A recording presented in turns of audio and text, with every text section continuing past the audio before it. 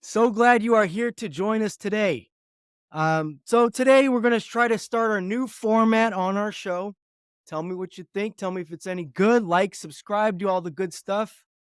Sports, law, and life with Dave and Dave, or cast in 2D. That's right. The first topic that we have for today is going to be our sports topic. The Super Bowl is going on right now.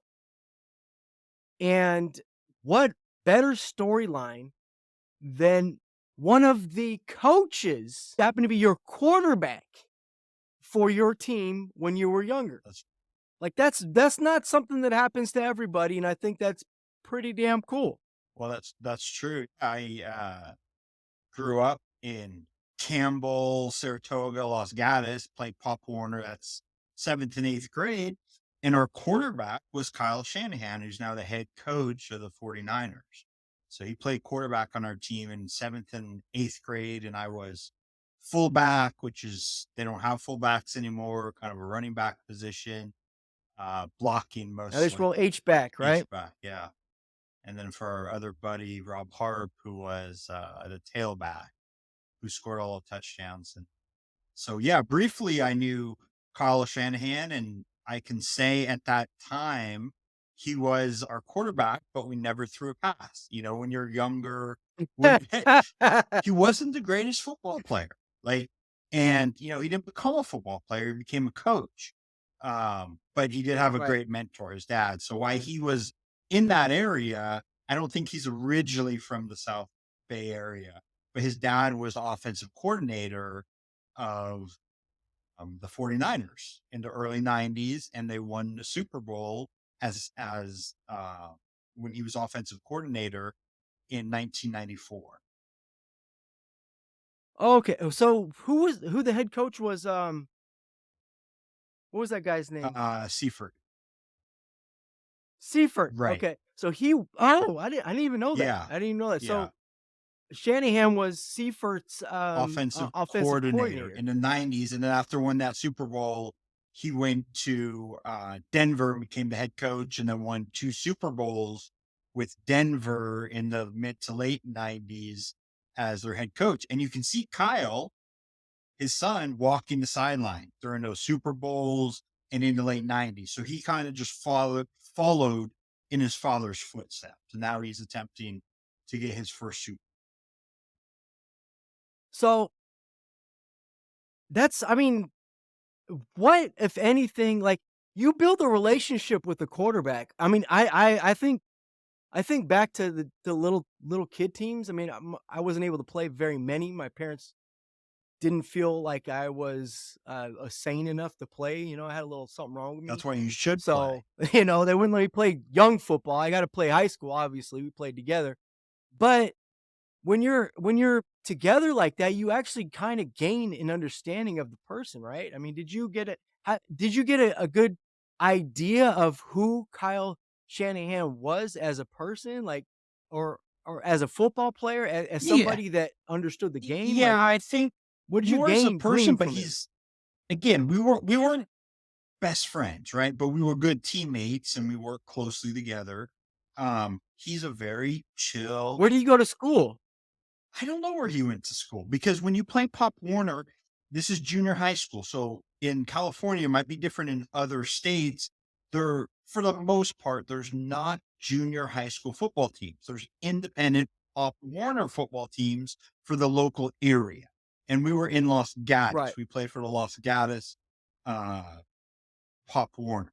And so I think he actually lived in Hmm. Saratoga. I lived in Campbell, but anyone in the area could play on those teams. And so that's what you did if you wanted to play football before high school.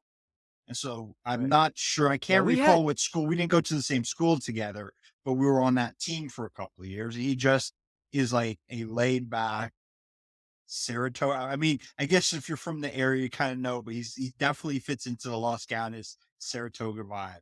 Very chill, very laid back. And then And that's kind of seems like his coaching style now yeah, yeah. also. And what's so interesting about some of his play calls now is you can see some of the see NFL and football in general, the play calling, the formations, they all evolve over time. So the big thing over the last 10 Right. years has been more wide receivers, more throwing, less running. But if you jump back to the 90s, especially when we were playing like 7th grade and 8th grade, but also all the way to the NFL, it was 50-50. A lot of running, passing. It wasn't this four receivers or three receivers, one running back. That wasn't the case. There was a fullback, my position, a big tight end, two receivers, and a running back. And so what you see even with the 49ers play calling is you see that kind of harkening back to the 90s. So he runs the ball, they run the ball a lot. They use a fullback Right. in most plays, plus the tight end. So they have a very different set of formations and play calls than a lot of the other current NFL teams. If you look at the Chiefs, who they're playing, what's their normal formation, which I think the NFL calls it 11 formation? Basically, one running back, one tight end, and three receivers. It's a passing. Mm. But the Niners, you kind of see that he's going back to what his dad did in the 90s and what we did, even in, I'm not saying that anything we did in Pop Warner is contributing other than we ran the ball a lot. He realizes the Right. he's kind of going against The the value. trend of the NFL, which is pass heavy. He's going back to the old school 90s running game with a fullback and a tight end and using a Well, very and I versatile way, which is why they're one of the best offenses. right, for sure. You know, and if you look back at like he spent time in with the now Commanders, with Redskins at one point in their Yep, lives.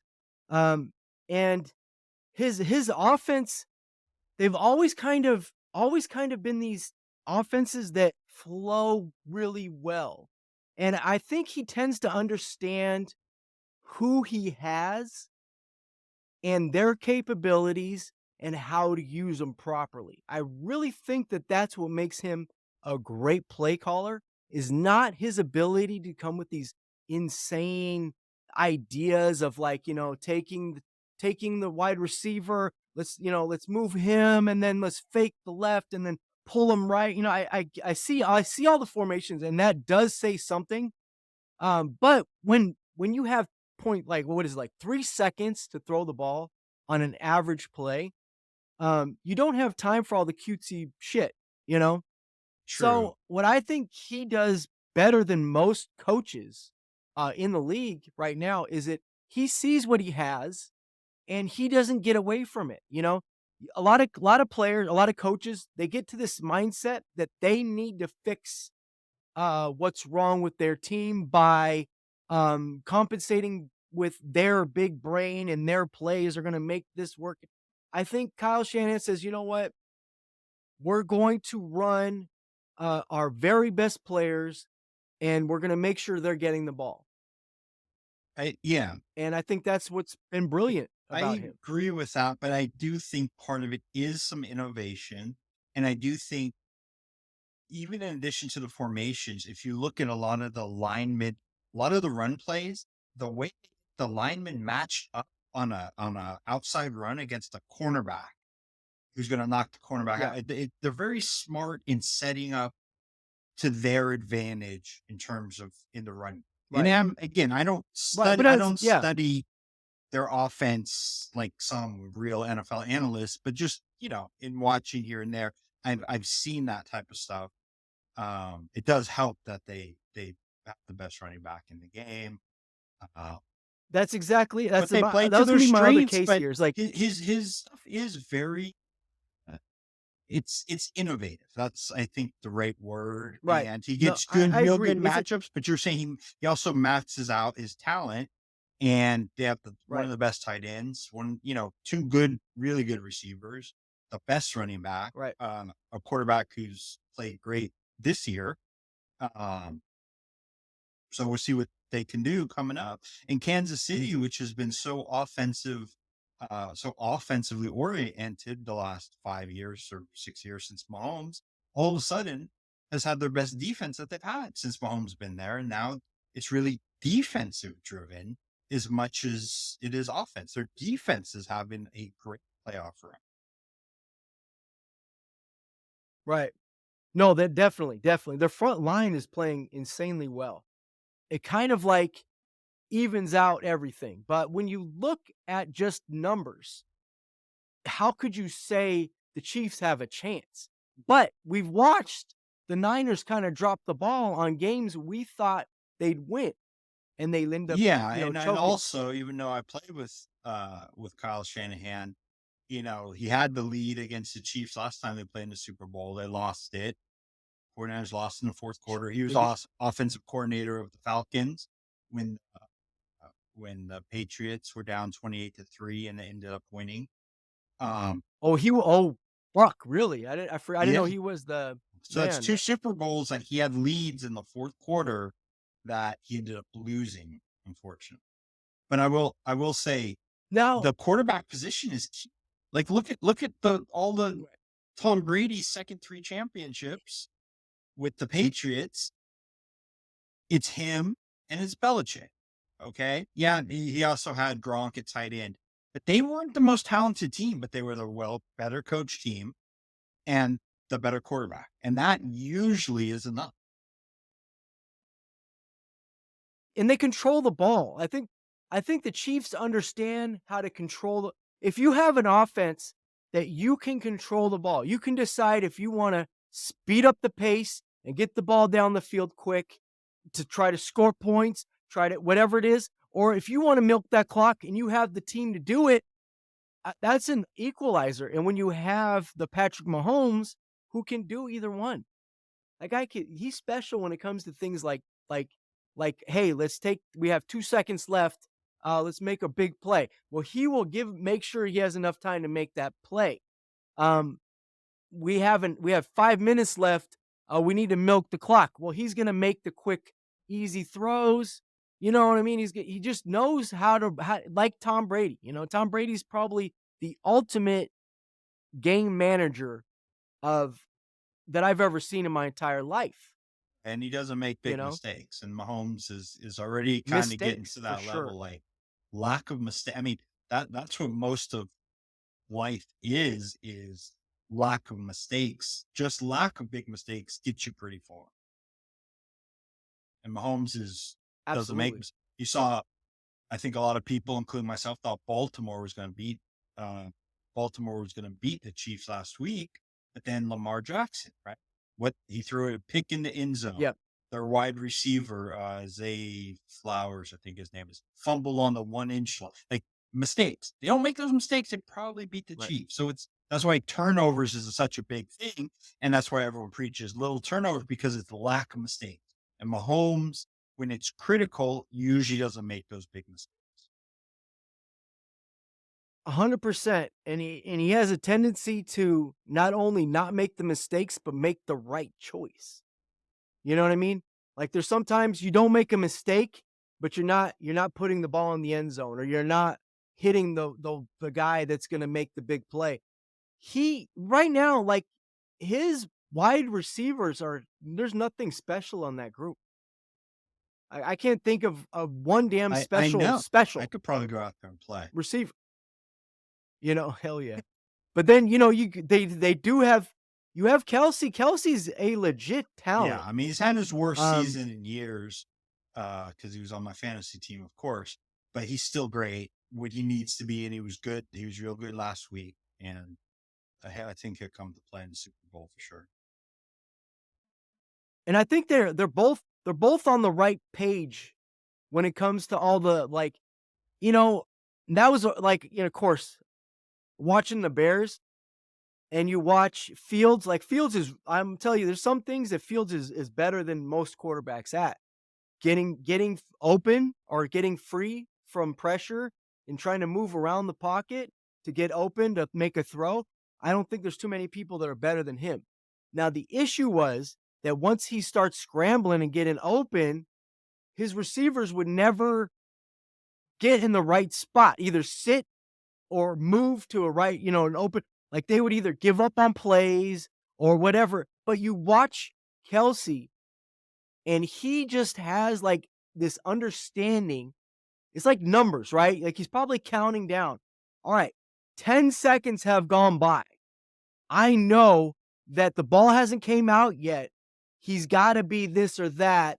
I'm going to go to these areas that I know um, he likes to throw to. And then it just seems like they're on the right page with that kind of stuff, and that could be just the ultimate Well, let me factor. say this, right? Super Bowl Period. weekend, a lot of people want to place bets. I just won my first bet. My friend said that you would not bring up the Bears in this conversation. I said, "Oh yeah, for sure. DJ is bringing up the Bears, even though it's Super Bowl Are weekend, you and kidding they're me? nowhere, If I get a chance, I'm gonna and throw they're it nowhere out, to be man. found. Come on. Yet, of course, they had to make it. I was waiting for you to Mm. say the I didn't bring Cowboys them up. and the The who? Niners. I thought you were gonna bring that up, but that The didn't. who? You know, yeah, I hear you. I'm I just I messing with wouldn't you. talk about him either. At least my Bears, we have some hope. Like there's a horizon here. The first pick. Yeah, I Da da mean, da. there's hope There's a if lot of they things get coming. Caleb Williams, but that's a whole other story. We don't Let we me don't go ask you all now. night. This is perfect. I know we can, but I have to ask you now because you brought it up. It's your fault. What do you think of the guy? I feel like he is honestly, just from watching what I'm watching, he is not a on time quarterback. You know what I mean? He doesn't boom, 1, 2, find the guy, hit the da da da. He's not that kind of quarterback. Now, if he's not that kind of quarterback, it's almost exactly like what we have. Here's what I would say. I thought about it because I generally picking quarterbacks is a crapshoot, even in the first round, right? It's half of them don't Right. become starters or long term starters, let alone like being all stars, winning playoff games, all that type of stuff. Um, but the Bears have not been good the last few years. Williams. I think they should draft him. I think that his coach at USC screwed him up a little bit. I watched them play. I watched a lot of their games. Too many pre-snap penalties, too many. They tried to get, they had such success last year, not this past year, but 2022 when he won the Heisman, that they tried to get too cute. Too many reads. They're putting too much into it. And his line, so many false starts, delay of games. They're trying to do too much. I think if they would simplify, he's got the talent. He could run an offense. He's got the mobility. He's got the talent. And where are the Bears right now? They're nowhere, right? How long have they had Fields? 3 years?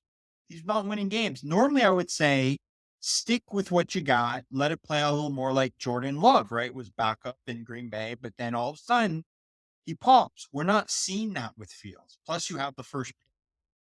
I would pick Caleb Williams. I don't think you're. Well, I don't think. And I'm always of reducing negative.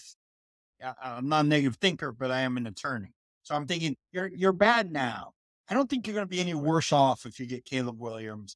Yes, he might not do great his first year, but then you look at what a quarterback can do in their first year. If you look at Houston, okay, CJ Stroud won a playoff game, turned that whole franchise around in 1 year.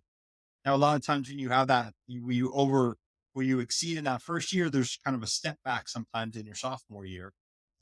I unless they can let's see what they can get if they trade that pick. But you got a great quarterback that is available. Uh, there's no guarantees, but you kind of seen Fields like he's a runner. yeah. Now they Well, might have if they you don't have great coaches, they don't have great defense. Okay, it's not his fault right, necessarily, but it's kind of where you are. Is that it's just not yeah. 3 years? I think that's enough. I see what you're saying, and the thing is, as a Bears fan, watching every single game, you understand that there has been a huge progression. Like, oh, you're like, well, we're not winning. Let me tell you, the Bears were in every single game, winning the game until the fourth quarter. This, that, a little bullshit things screwed the Bears. So right now, if we take Caleb Williams, we are looking at 4 years with Caleb Williams. No matter what, he's going to be the Bears quarterback. If he's dog shit, he's throwing every terrible pass, he's going to be the Bears quarterback for 4 years. Now, if you don't draft Caleb Williams, because I don't feel like he is a Peyton Manning esque kind of player. I don't. But maybe I'm not seeing People are what some saying like people are seeing. I Mahomes, don't know. more Right. Mahomes. So we trade out of it, we get a haul, we take that haul, and we start to improve the overall team that needs a lot more fixing. We fix that up. Fields plays like shit next year. Goodbye. Now we're still in a good position, and we can just grab a quarterback that we feel can run whatever the fuck we're running. But if we're with Williams, we're stuck to him, married to him for 4 years, no doubt. Yeah, I don't disagree, but and then if you look at the end game though, what do you need to win a Super Bowl, right? Is Fields the quarterback? I don't Right. know. It's he's very reliant on running. I know they said don't run, and there's then to run. It's he succeeds, good or bad, when he runs a lot. And I still believe if you look back through history of Super Bowl winning quarterbacks, they're not runners. They're Right. mo Well, okay? Steve Young. When yeah. Steve Young back at the Niners stopped running and started passing more, they won a Super Bowl in '94. So I've always thought that like I like Fields, but I think they're looking for Mahomes. I'm not saying he is a Mahomes, but Yeah. I just don't see ton of upside with Fields.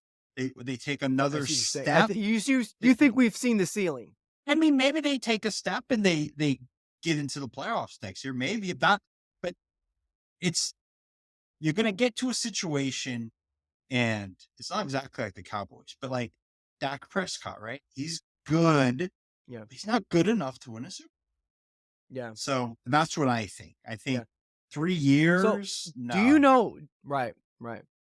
So, again, we could talk sports all day, coaches, former coaches. I love football, period. We can do that all day. But I think we kinda gotta move forward here. Um, Dave, your subject today is law. What do you have for law? I'm, Do you have any? bankruptcy is what I do. I represent debtors in bankruptcy, people that are struggling with their debt. Number one misconception is about what it's going to do to your credit. Yes, when you file bankruptcy, it does hurt your credit, but it likely is the quickest way to rebuild credit because it stops all the negative reporting. People that come to a bankruptcy attorney or and people that are struggling with debt already have very bad credit. They have a lot of debt. Their debt to income ratio is really bad. So when you file bankruptcy, it actually stops the bleeding and starts you rebuilding your credit. So that's one of the biggest myths. People think you can't get credit for years and years. That's not true. It will take a few years to be able to qualify for a mortgage. That is true. But in terms of getting a car loan or other loans, which you should probably stay away from loans if you're filing a bankruptcy, but if you need to get a car, you can do Right. so even within the bankruptcy, let alone a few months after with a decent interest rate. So that's the first myth is credit. Number two myth is that you'll lose your house. Most people file bank. I won't say most, but a big part of my clientele are people that file bankruptcy to save your house. You could have $1 million house and you can still file bankruptcy and you can still save your house. In fact, Mm. bankruptcy saves a ton of houses way more than letting them foreclose. One of the biggest purposes to protect the house. And then the third myth is that you make too much money to file bankruptcy. I have clients that make several $100,000 a year. And what that means for some people is they have way more access to credit. And so they get in trouble because they're not good with credit. So whatever your income may be, there is still a bankruptcy that might be able to help you. So those are kind of the big three myths that you're going to lose your house, that you never be able to get a loan again, or that you make too much money to file bankruptcy. All that stuff is not true. And bankruptcy is very broad. So it helps a lot of people, a lot of different financial hardship situations. Now, Dave, let me ask you a question Yeah. though. So, let's say I wanna file bankruptcy and I don't have any money to pay the lawyer. What can I do? Well, then you're screwed. Then you're screwed. You ain't paying a lawyer, Well, here, you ain't getting no no, job but done, right? No. here's what happens most of the time. Is most of the time people are making minimum payments on credit card. They're paying, they're trying to, most people file bankruptcy are good people that just didn't gotten in over their head, which is common in America. That happens a lot to a lot of people, especially with COVID and everything.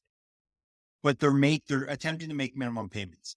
A lot of times when we analyze a case, which is free, we realize that a lot of these debts can be included and then eliminated in bankruptcy. And so when the potential clients stop making those payments because those debts are going to be eliminated in bankruptcy, usually they're able to come up with the attorney's fee.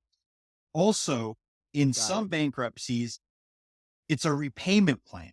And a lot of times they don't have to pay back all their debt, but they might have to pay back some of their debt within that repayment plan sometimes are attorney's fees because you're right. Some people cannot afford a lump sum attorney's fees sometimes. So there are payment plans to help with those payments. So there's always a way to get it done for someone in need. And usually if somebody really does not have the money, is not making enough money to pay the attorney's fees, their case is most likely a straightforward case which would be a much lower attorney fee. So usually we are able to get that done as well. But that is a very good question. Nice. So, it do they are the laws constantly, like, changing for bankruptcy? Like, does have they changed? Because No. I mean, some of the things that you're talking about, I imagine they came from somewhere. Like, people at one point, maybe they were losing their houses Yeah, and well, stuff like that, or I will say this. So generally laws don't change very often. Okay. The vast majority of laws do not change, but occasionally they do. And one big change in California that actually happened over COVID is okay, well, prior to COVID, you could save your house if you had less than $200,000 in equity. But in California, a lot of people they have the values up here and their loans are here. They have a lot of right. equity. Well, that changed because housing prices kept going up. So the what we call exemption amount or amount you can keep has gone up now over $1 million. So people, that's why I say Mm, people that have houses over $1 million and have a ton of equity, several $100,000 of equity can protect their houses without having to give them up in bankruptcy. So that is a big law change that happened only over the last few years. So yeah, occasionally the laws do change. They do adjust to the times, but not the big laws most of the times do not change that much. But that is a really good question. That definitely helps so many more people now can file that couldn't file 3 or 4 years because of that change. now if you're do you have to be, like, a citizen of that that state? Like, you have to live in that state for a long time in order to file there, or can you go anywhere and then file with whatever? It's a good question. So there are some rules regarding this. So you're supposed to file where you live, okay? But if you move somewhere and you live there, you can file there. What happens sometimes is some of the laws of where you came from where you moved from will be applied in this case. Because what that does Mm, is it prevents people from just moving to a more favorable jurisdiction to get a better bankruptcy outcome.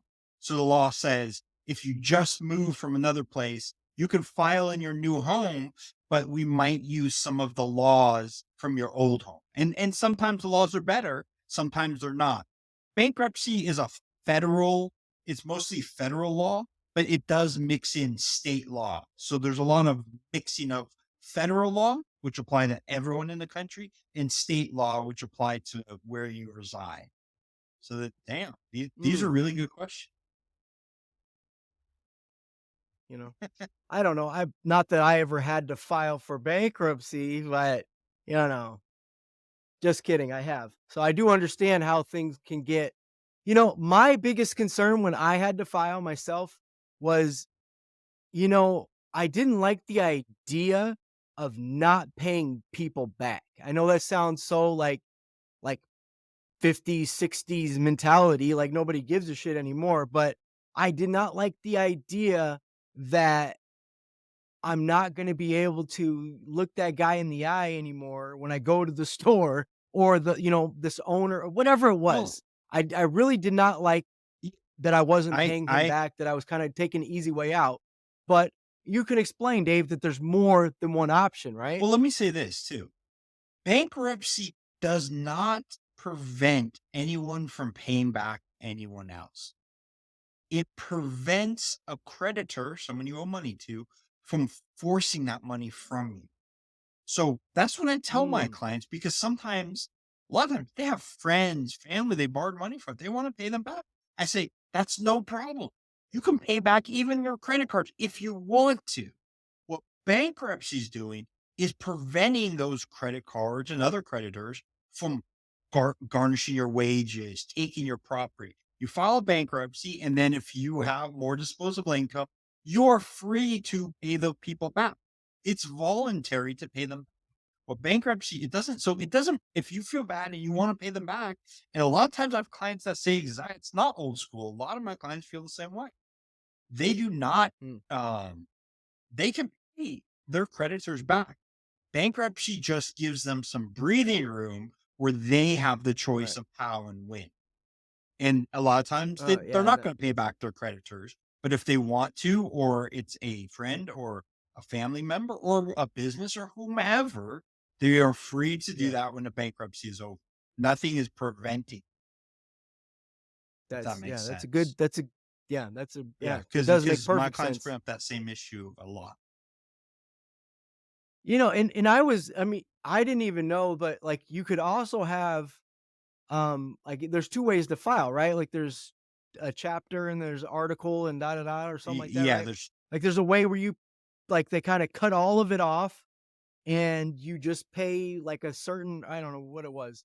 And then there's a way where like you make payments, right. So right? for consumers, I forgot. consumers are generally individuals. There's two different types of chapters.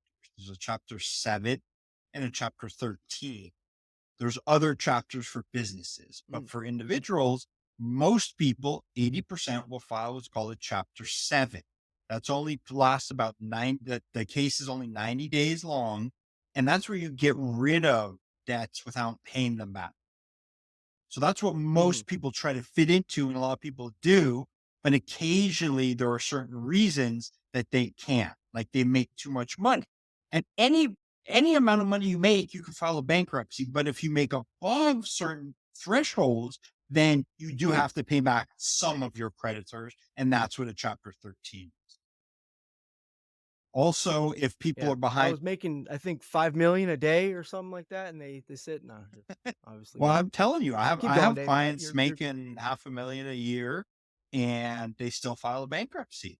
Uh, and they have to pay back their debts, but they can do it in a organized way without getting harassed, without got it. phone calls, without lawsuits, without wage garnishment, without liens being put on the real estate. So it prevents all that and allows an orderly payback. And it really gives, the client a peace of mind. That's what people really want. Because when you Right. got a lot of debt, that's all you kind of focus on. And what bankruptcy does is it allows you to sit back, breathe, realize no one is suing you, no one is going to garnish your wages, you're not going to get calls, you're not going to get letters. That alone is worth a lot to a potential client. Yeah, I think it was one of the smartest things I've ever done. Because well, at the time, I didn't feel another option. Like I really was so scared that I wasn't gonna, I have my kids. It's just me. I didn't know if I was gonna lose my house. All these things were going down, and Right. what do I do? What do I do? Like people need to know there's always an option. And if Right. like let's say since I filed, I can I can't file for how long after? 7 Yeah. how long For was you it, David? can't do the same chapter Mm, twice in 8 years. So it's an 8 year gap. But there are different gaps depending on what chapter. So if you did a chapter 7, You can't do another 7 for 8 years, but you can do a 13. And then it depends what you're trying to do with the chapter 13. That's the repayment plan. Sometimes there are certain Right. debts that you do have to pay back in full.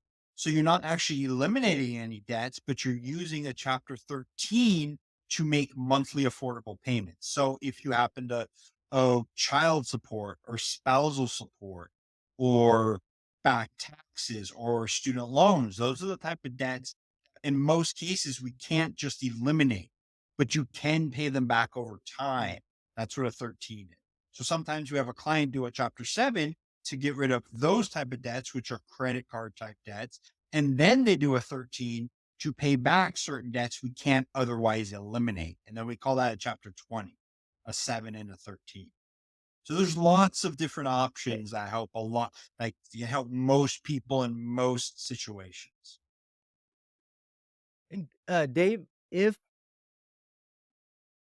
people wanted to reach you and to ask more questions about whatever it is, or maybe they even need to have your services, do you have like an email or something that you would like to maybe give Yeah, out where they could th- email that's you? perfect. Yeah. So my email is my last name, which is Nigel, Neinchel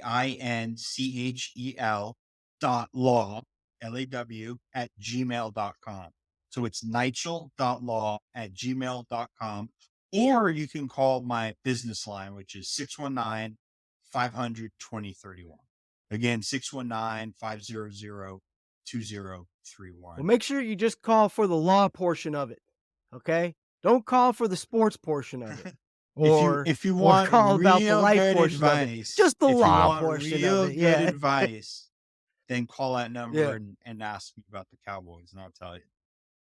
Hey, if you're trying to get a legit lawyer, you will get no better legit lawyer than my buddy right here. Let me promise you that. Thank you. Best I know. And let me tell you, he'd treat you right. But besides the point, that really felt like I was getting paid to do that, but we're definitely not. You know, like I felt like, hey, this is our little ad It felt moment here, like it but it kinda really did feel wasn't. like an ad, That didn't it? it did, but that was legitly just that this is your life. And this is something that you are great at. You are absolutely great at law and all things Well, like that. it But I helps, think and you're a good testament testament to that is that this it does like, absolutely. when people are in trouble financially, that's their focus. They can't focus on the kids, can't focus on their spouse, can't focus on the job. This it Right. gives a breather. So I really like doing this because it really gives my clients kind of that And you're perfect. You anxiety goes in the very away. beginning, yes, in the very beginning you said, about credit, and that is 100% true. The thing that you need to understand is it will be on your credit reports. Like Right. it'll say that you've had this happen, da da da da da. Right. But it'll also be able to recognize, oh, well, since that's happened, all this positive stuff or whatever, that'll be even more important because, hey, yeah, this guy had a hiccup. I mean, look at banks got bailed out. Like Exactly. everybody, even every now and then Didn't needs a little bit of a helping hand, right? Trump has Something to filed a get them ton out of of it. business bankruptcies. It's just a business tool in that world, but it's same for Right. individuals. And like you're right about the credit is that filing bankruptcy, it doesn't eliminate negative things credit wise that you did in the past. What it does is it Right. stops the bleeding. It stops any Right. future negatives from popping up. All the stuff you did in the past, you file bankruptcy, you don't legally owe that money. It's over. It's done. Yes, Right. you did file bankruptcy. That is a fact. But from then on, if you still have a car, you're making car payments, you have a mortgage, you're making mortgage payments, your credit gets built pretty quick because all that Right. debt that you were legally required to pay are not required to pay. So one big Yeah. aspect of credit that a lot of people forget is something called debt to income ratio. So when you go to Exactly. get a loan, they want to know how much disposable income do you have to pay my new loan that I'm giving you. Well, if you're already dedicated to paying $50,000 of other people's loans, can you really afford this one? When you file bankruptcy, you are not legally obligated. You legally get rid of that old debt and free up your disposable income to get a new car loan or get a mortgage. But yes, a mortgage will take a couple of years after a bankruptcy. But getting a mortgage has Mm, more to do with how long you've been at your job, what your income is. So there's lots of other than just a credit worthiness. right, right. And it like so you suggest if you're gonna buy a home to wait for that to fall off, like 8 years or whatever, No, and no, then you have to wait for it to fall off. no? You have to wait probably a couple of years. Now, lending standards Mm, change. Never have I seen a past client have to wait 8 years. Usually, it's a couple years. okay, But let me say this. This is another point that so many people forget. People don't like the idea of bankruptcy, the word bankruptcy. So I have clients that come to me. They have plenty of debt. Let's say they have $50,000 worth of debt. They don't move forward to file a bankruptcy. They want to take care of it on their own. They try to do that for a couple of years, and then they come back and we end up filing bankruptcy. Had they filed originally 2 years earlier, they would have great credit now because the interest on the credit card is just right, astronomical. Bankruptcy eliminates all that. And so that's where I said with the credit, one of the fastest, it sounds counterintuitive, but it's true. One of the fastest ways to improve your credit is to bite the bullet, file bankruptcy, get rid of that debt now. And then you can right. start rebuilding your Thinking credit. about it But what people do is they right, try to thinking avoid about it it. is just gonna Right. keep the They cycle try to going make until payments. They you go one day you go, "Oh, shit, I should have done this a long time right. ago." Every time, just what you're saying yourself, For but sure. my other clients, they file it, get a sense of relief. They're done. They're on with their lives. They're building credit. They're not dealing with their old debts. So it is helpful for a lot of people. What I'm gonna do for all of our watchers and for my buddy Dave here is I'm going to teach you right now how to self hypnotize and also create yourself to start envisioning the things that you want to have more of in your life, right? That sounds like a big ass mouthful. But what I'm saying is I'm going to teach you self hypnosis, which is so much simpler than you think. And the way you start off doing self hypnosis as opposed to somebody doing it for you is you're going to breathe, okay? You're going to breathe just like everything in life. If breath makes your mind, makes your body, makes everything inside of you flow properly, you get your blood flowing right, you get your brain's getting all the blood flow that it needs. Make sure you take deep is this kind of a deep breath is going to be focused. In other words, as you take your deep breath, you're going to count in your mind. You're going to count to 4. So in 4, you're going to hold it for 4 seconds and then you're going to let it out for 4 seconds. Okay? And as we're doing that, I'm going to keep talking to you. So the first 2 breaths, I'm going to do it with you and then I'm going to kind of allow you to understand what you need to do to self hypnotize. Okay. Okay? So let's start with our breaths, right? In 1, 2, 3, 4. Hold it. 1, 2, 3, 4. Let it out slowly. 1, 2, 3, 4. And now we're going to do it again. Inhale. 1, 2, 3, 4.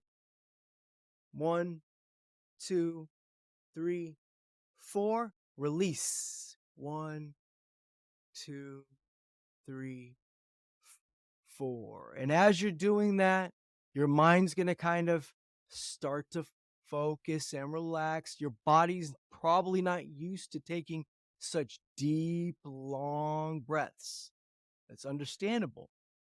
But the more you do it, the more your body will crave this, the more your mind will relax and focus. So as you are taking your breaths, and I'm just going to keep talking, remember, in, hold, out, all fours. As you're getting there, as you're sitting there, and remember, we're working on self hypnosis. So you're not going to hear my voice. You're going to hear your own.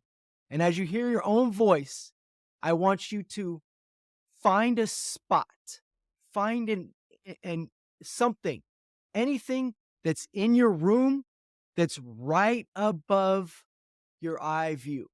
So as you're looking at it, a little above it. So you're looking up just a tad bit. And as you're focusing on that spot, that one little tiny spot that you start to focus on, and you're continuing your breaths. Remember, 4, hold, and release. And as you are doing that, as you are focusing on that spot's going to start to become stronger and stronger, imprinted on your mind. It's going to start becoming the only thing in that room. It is the most important object that you have ever seen at this moment. And as your breaths come, you're going to start to feel your eyes, your eyelids, the muscles around your eyes start to relax. And as they relax and calm, you're staying focused on that spot. And as you stay focused on that spot, you're going to keep with your breath. Remember, 4, hold, and release. And as you do that, as you get to this point, again, this isn't for me to hypnotize you. At this point, we can work on different things, but this isn't for me. This is for you to remember you're focusing on that spot and you're taking your breaths. And as you're doing that, your eyelids are going to become heavier and heavier and heavier and heavier. And as that happens, the weight in your eyelid is going to magically make your eyes want to close. And if they do close, that's perfectly okay. That is exactly what you want. But continue your breaths. In, hold, release. And now, I want you to focus on the center of that spot, from your eyes, from behind your eyes.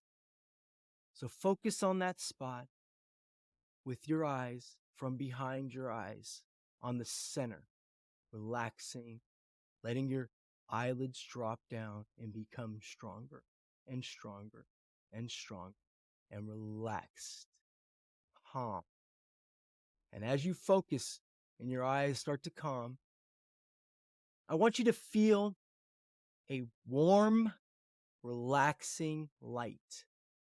Something, something like the most calming, peaceful object that you have ever felt in your entire life.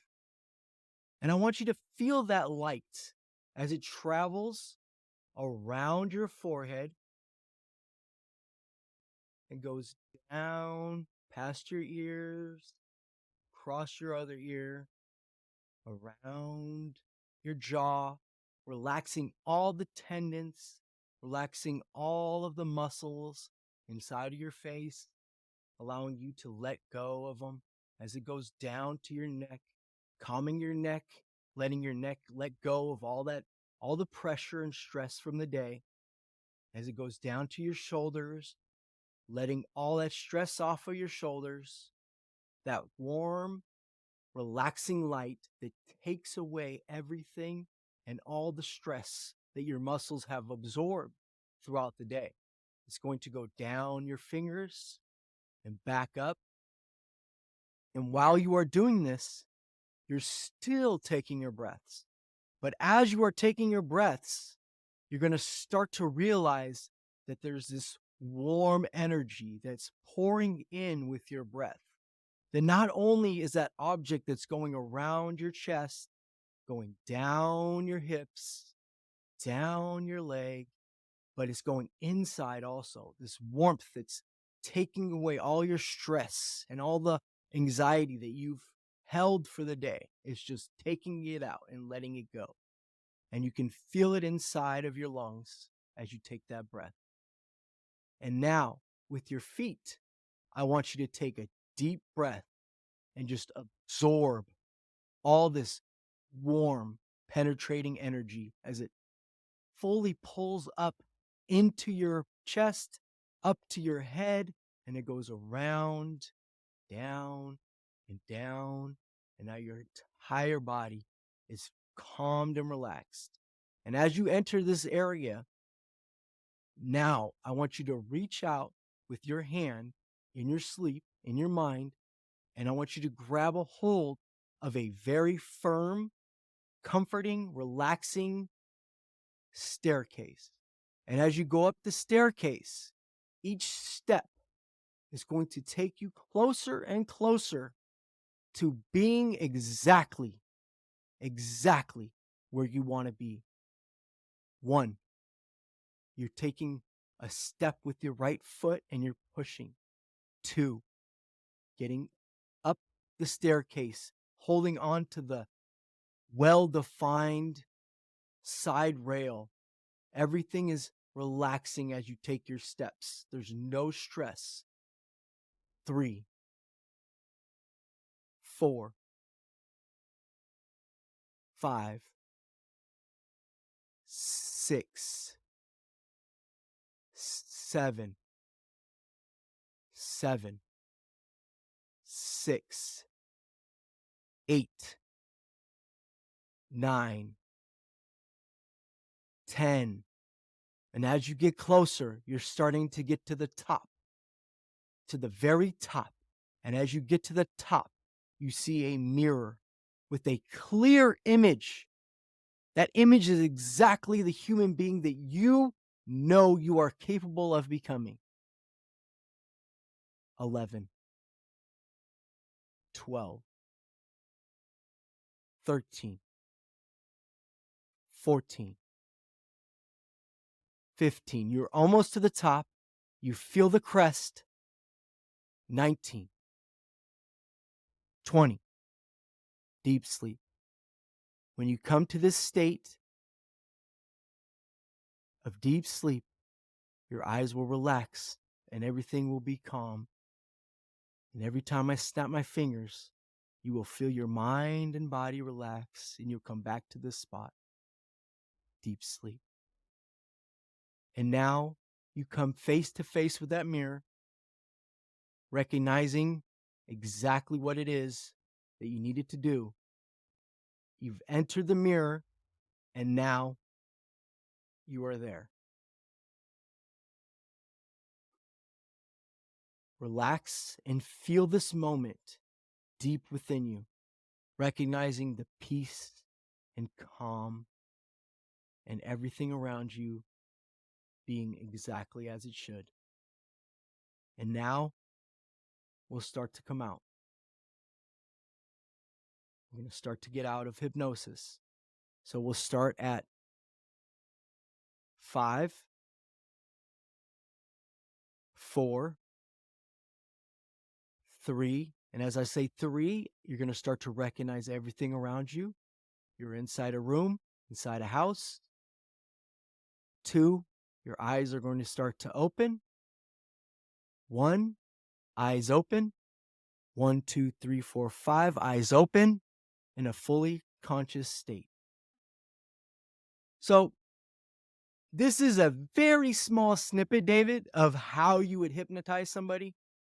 But the image that you're going to do is going to be all you doing that. Well, So you sit there, you breathe, You think on that warm energy as it pours around you, and as you think of that warm energy, you come to that spot where everything is relaxed and calm, and then you start to feel the staircase. And as you go up the staircase, you know, that's how you It, self hypnotize. So whenever you're in a spot of complete anxiety out there and you don't know what to do, this is a great it's tool. Great tool. it's like a massage for the brain. Like it's it was great to be honest. Like it's That's a perfect way to because say once in it. a while I do I go with my wife and we give massages where she's from in Redlands, and like it's so relaxing. And that's exactly what this is. It's like a mental version of that. It's That David, that was the best I've ever heard it's somebody good. describe it, because that is true. That's so damn true, it's like, you get to this and I try to explain to people, like, everybody like, you could have got out of this any moment, right? Yeah, Like, I if you guess wanted to open your you eyes, you could could have, open your but eyes, why would you? but you don't want to, Yeah, it's hard to right? it's I mean, yeah, that's the it's like a thing, like massage for the brain. That's what like I feel you were that's what you were doing. It was very interesting right. and very relaxing. I'm glad, next week, if we have a little more time, I'll do a better version of what we just did. This is a self hypnosis, Right. so this is a real simple, basic hypnosis, so you could do it to yourself. You know? Yeah, but I think it is helpful when you do it, like to start, like you know what I'm Oh saying? yeah, no, of Yeah, course, yeah, I really like for that. sure, for sure. Good. I'm glad you liked it. So, for anybody out there that would like to get their own personal hypnosis session, I'm working deals right now. Give me a uh, email.